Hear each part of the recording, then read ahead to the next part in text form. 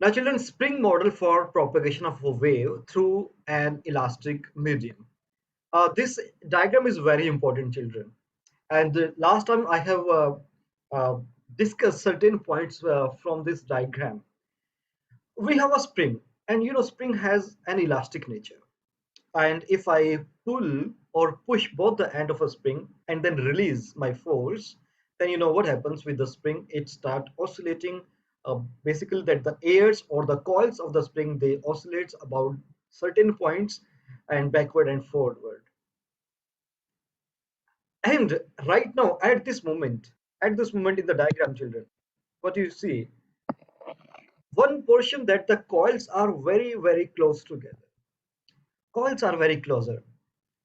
This point represent a region of space that is called compression, and let me write here with the letter C, compression. COMPRESSION. I usually make mistake in spellings. So compression. And on the other side, there is a region of space where the coils or the particles of the medium, they are far away from each other. Particles of the medium, they are far away means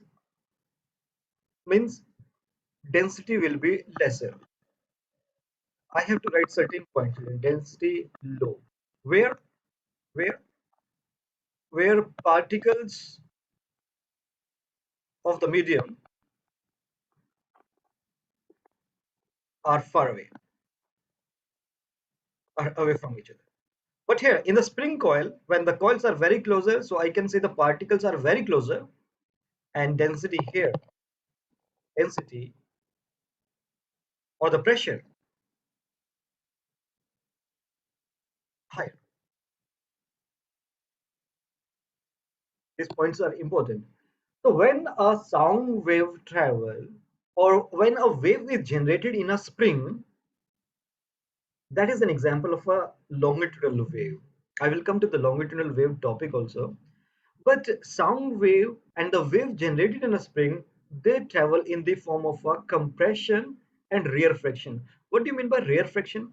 Rarefaction, this one, where the particles are away from each other, where the density of the particles are very low, where the pressure is very less, that region of space is called the rarefaction. So let me move ahead, children. So please just have a look on this slide. In a spring, compressions will be there, coils will be close together, and there will be a space when the coils will move, they move away from each other. That region of space is called rarefaction. RAREFACTION.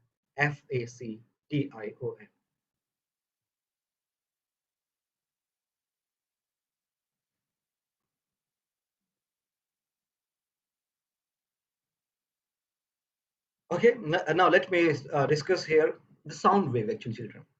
Propagation of a sound wave through air. So in this topic, children, sound wave, how it travel in air. Sound wave, I'm speaking, the words are coming from my mouth, energy is coming out, and then this energy disturb the air molecules which are very, very closer to my face or lips.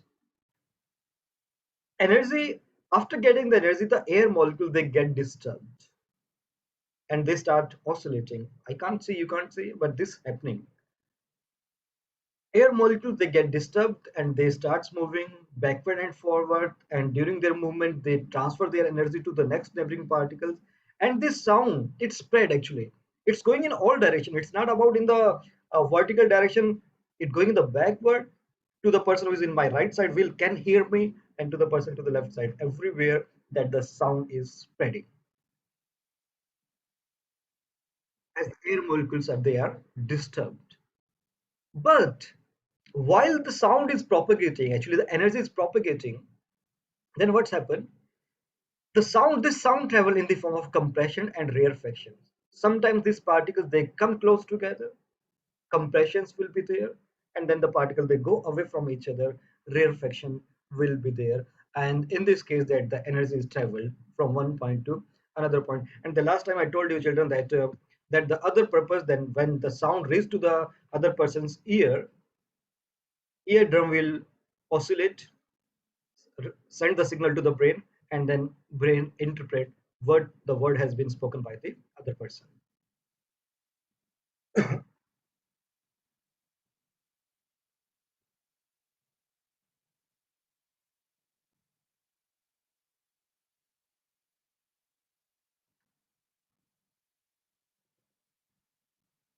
Speed of light, that you have to remember, children. Now, transverse and longitudinal wave. I think that I need to start from here.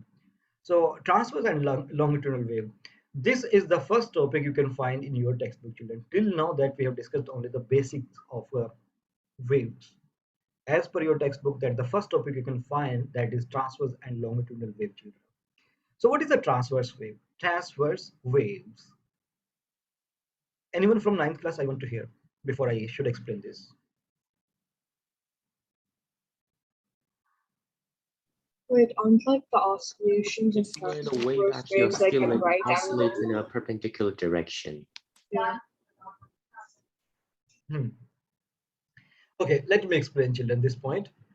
Transverse waves, actually the mechanical wave, they are divided into the two parts, longitudinal and the transverse wave.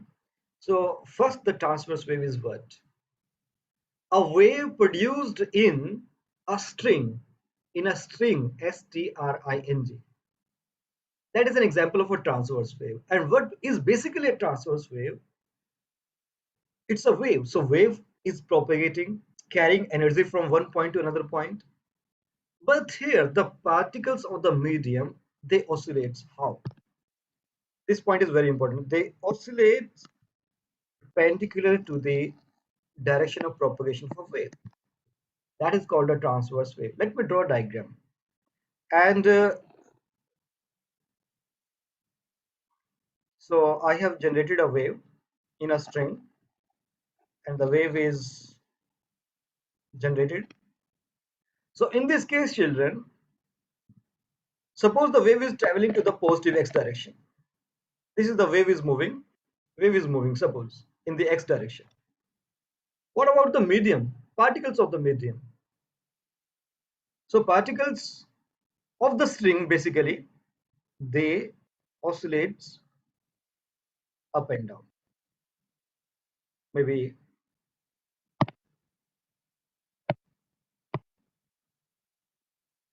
at this position, the particle will come down, or anywhere in this region of space, I can show that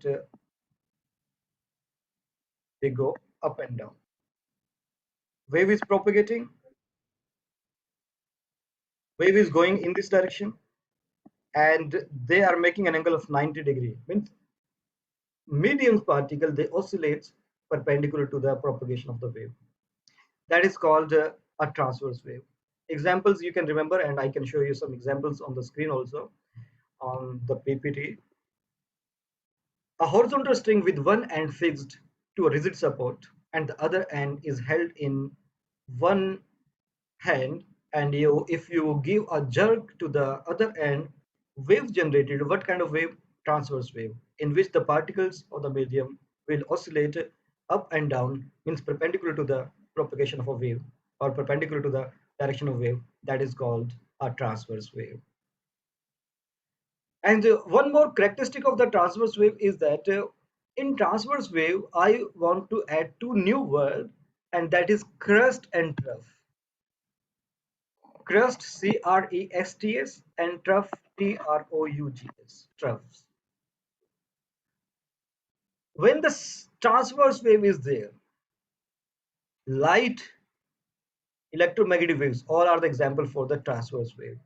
So in this case, the light travels, transverse wave travels in the form of crest and trough. Means upper portion of a wave, this one children, crest, and the lower portion of the wave, that is trough. So a transverse wave move or propagate in the form of a crest and trough. In sound wave, generally we use compression and rarefaction, but in case of a transverse wave, we say that the crest wave move in the form of a crest and trough.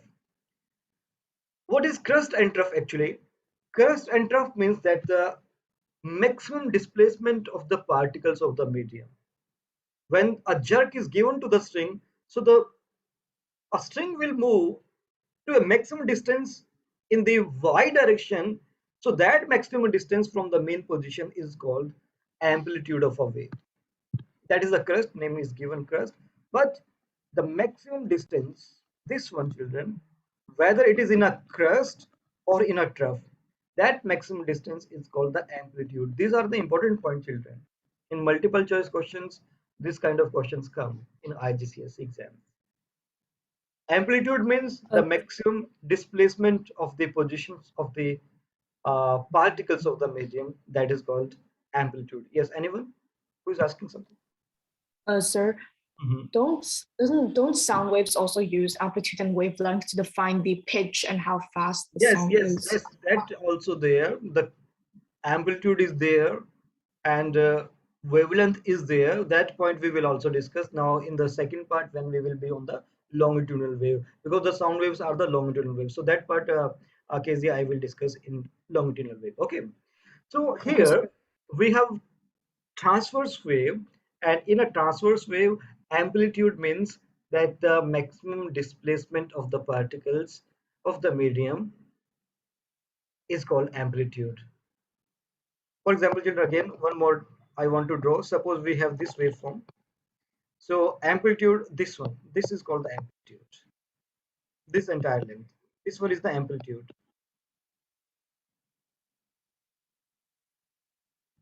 Amplitude from the mean position. If I draw a wave like this, where is the amplitude? You can draw a mean position like this, and so this will be the amplitude. Now, after understanding the meaning of amplitude from this wave form, I want to tell you there is certain other things that you have to remember. And now the next thing is wavelength. What is a wavelength in a wave, children? This portion, wavelength.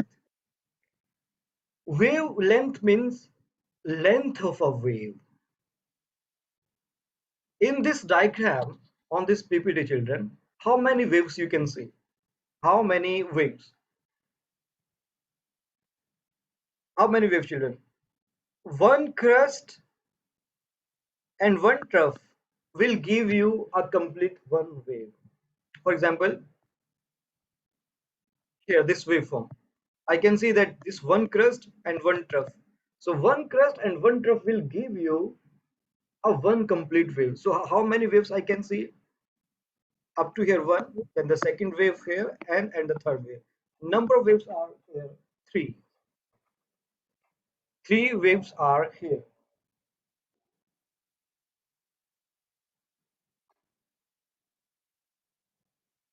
And we have to find out, what do you understand? What do you mean by a wavelength? There are many methods to find out a wavelength of a wave from a given waveform, and the first one is, let me write, the distance between two consecutive crests. Distance between two consecutive, that is when we can check CNSECUAI, consecutive crests, crests or trough also, that is called a wavelength. Distance between two consecutive. Consecutive means, one of one crest, then the next crest. So here the first crest is this one, the next crest is this. Join them from the center of the wave, from the highest position of the amplitude. Join that point means, and that distance will give you the wavelength, and wavelength is represented by a Greek letter inverse y, like this. Lambda. This is called lambda. LAM, lambda. B or D, B is there or not, I don't know. So lambda, children. Lambda. In pronunciation, it is lambda.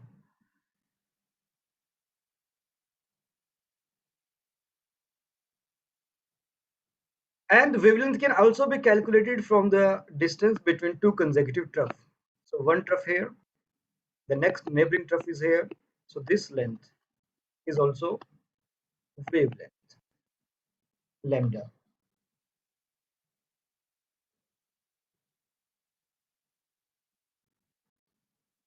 And now there is one more point that we can mention of wavelength, length of a wave, and that is length of a complete wave. Means from when a wave start and then wave end here. One wave actually. So this length is also, let me mention here, this length is also called wavelength, children, and all are equal. If this is 1 centimeter, this is also 1 centimeter, and this is also 1 centimeter. All are equal. Any doubt in this value, children, to calculate wavelength of a wave? Any confusion? Ninth? No. No. Okay, now let me draw a diagram, and I want to ask you one question.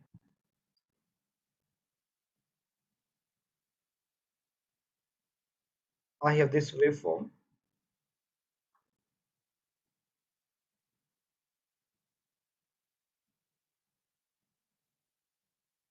and I want to draw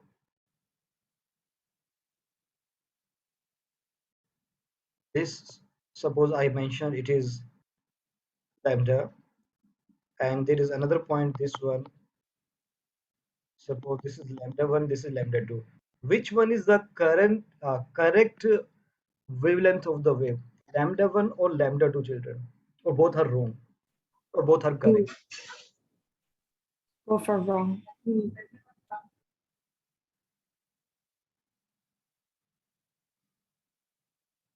Lambda 1 is not a wavelength because it is the length of the half of the wave. It's a half wavelength.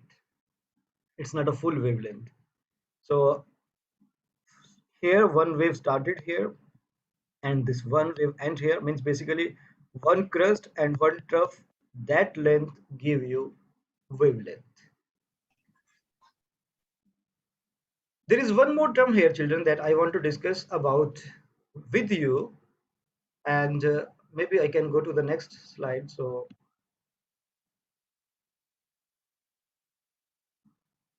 Wait, so which lambda was correct? The second lambda one? 2, lambda 2 is here.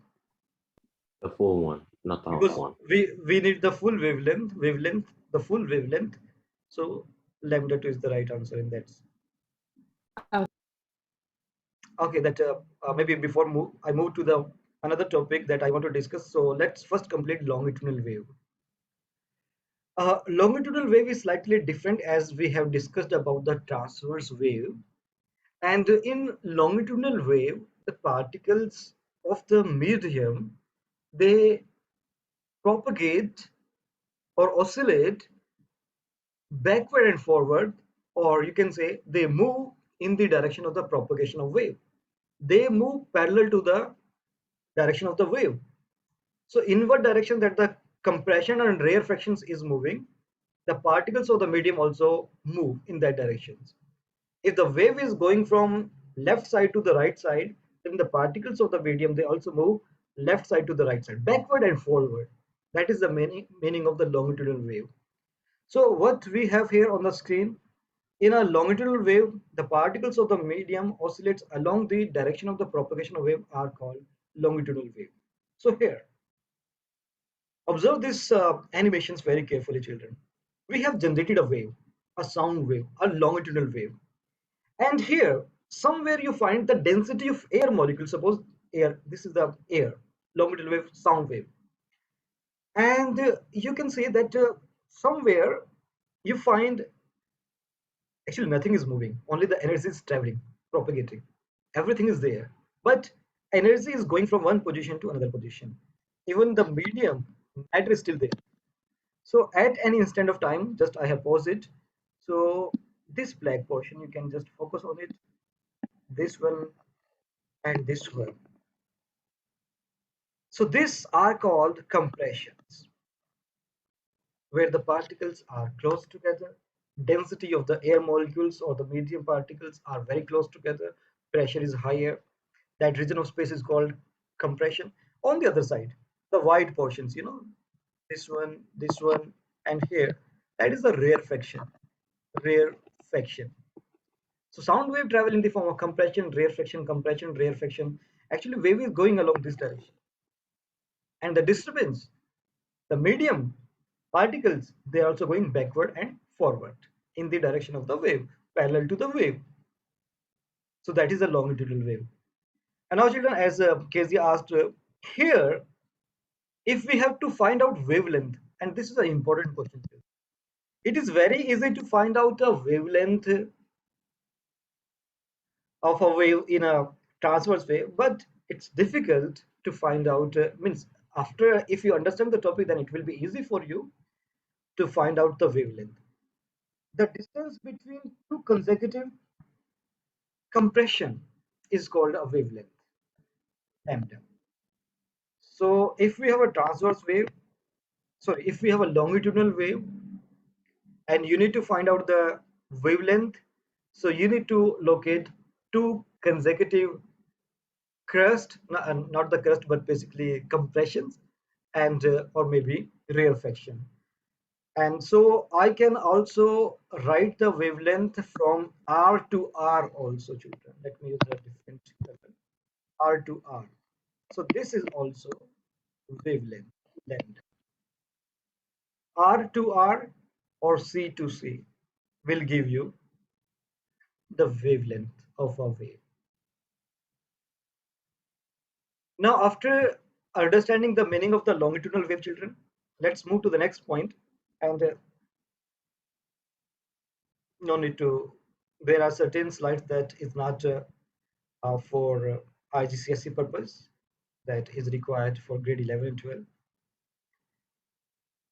And so a displacement relation that is not required for 10th class students, 9th and 10th is not required. But just you can focus on this slide. Wave is traveling.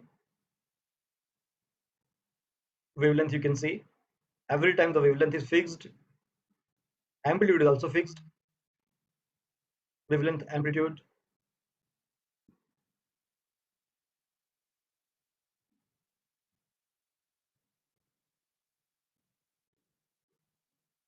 Not required, not required.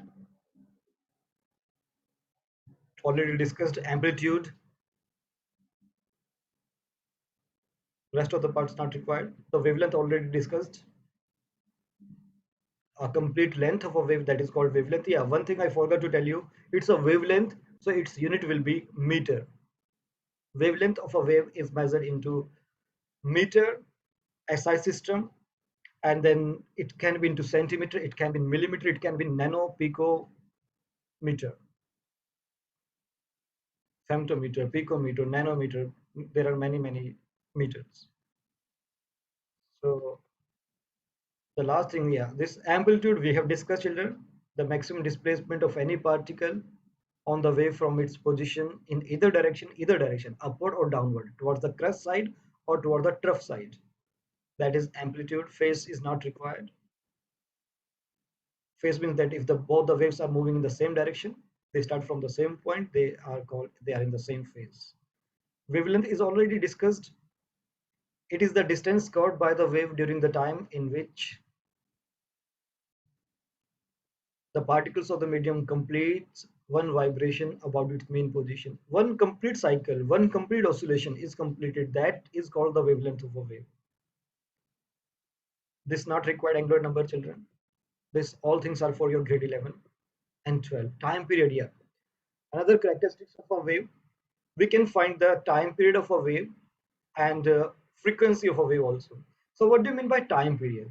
The time taken by a wave to complete one oscillation, that is called the time period. The time in which a particle of the medium completes one complete oscillations. One complete oscillation means Initially, the particle is somewhere on the main position. Let me draw a diagram.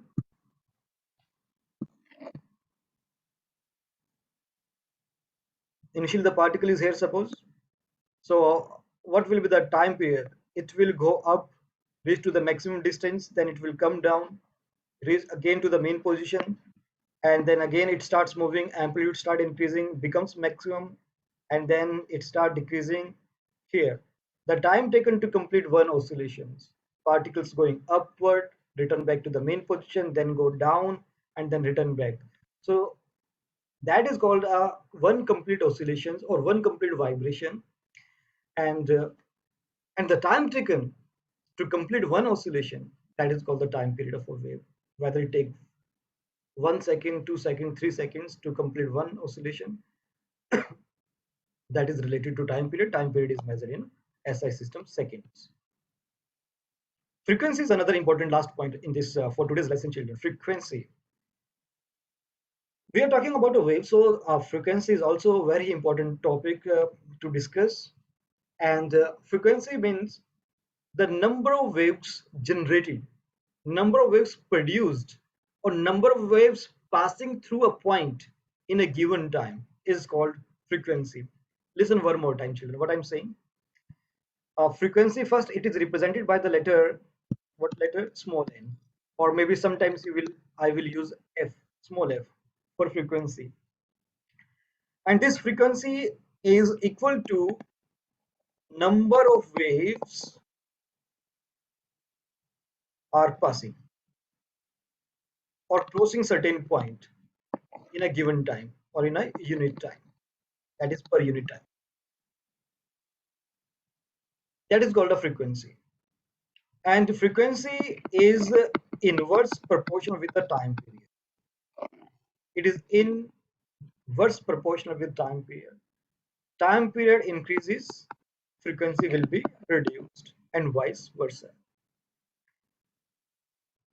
How many waves are generated, how many waves are oscillating in a per unit time, that is called frequency. Did you get this point, children? Frequency, number of waves passing through a point, crossing a point in a given time. Let me give you one example, children. Suppose, you may note down, children, you please note down a question to understand the meaning of frequency. Take out your notebook, and the statement is, someone has generated a wave, someone has generated a wave, and 10 waves are passing through a point. 10 waves are passing through a point P in a time period of 5 seconds. Calculate frequency of the wave. Means a wave is there, someone has generated a wave, whether it is a longitudinal wave or a sound wave. But wave is there, and how many waves I said? 10. 10 waves are passing through a certain point P in a time period is given 5 seconds. Calculate frequency of the wave. Frequency of the wave, children.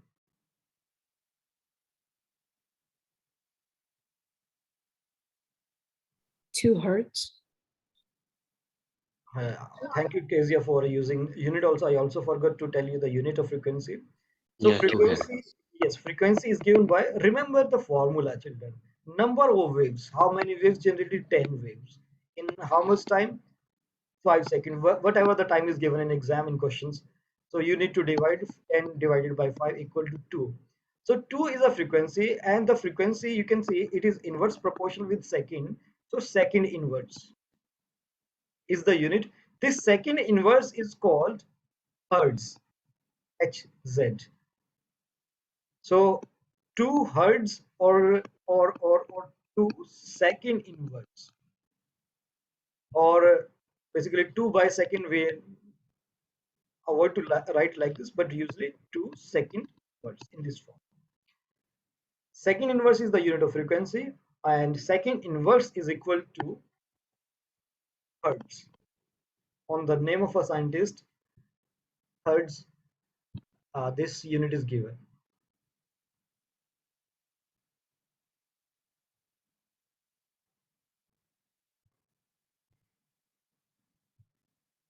Yeah, here it is S inverse or hertz.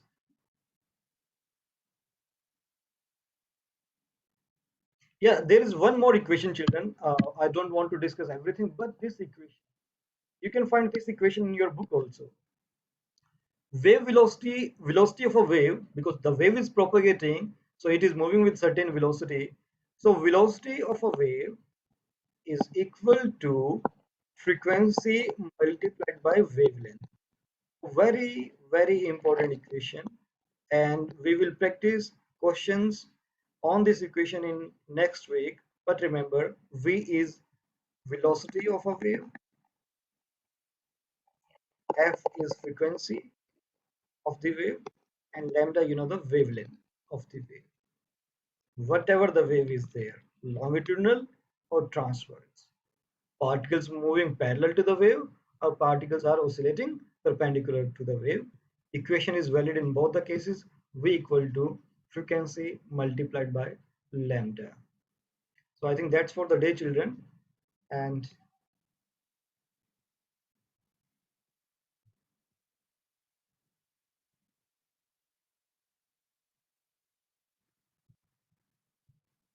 okay.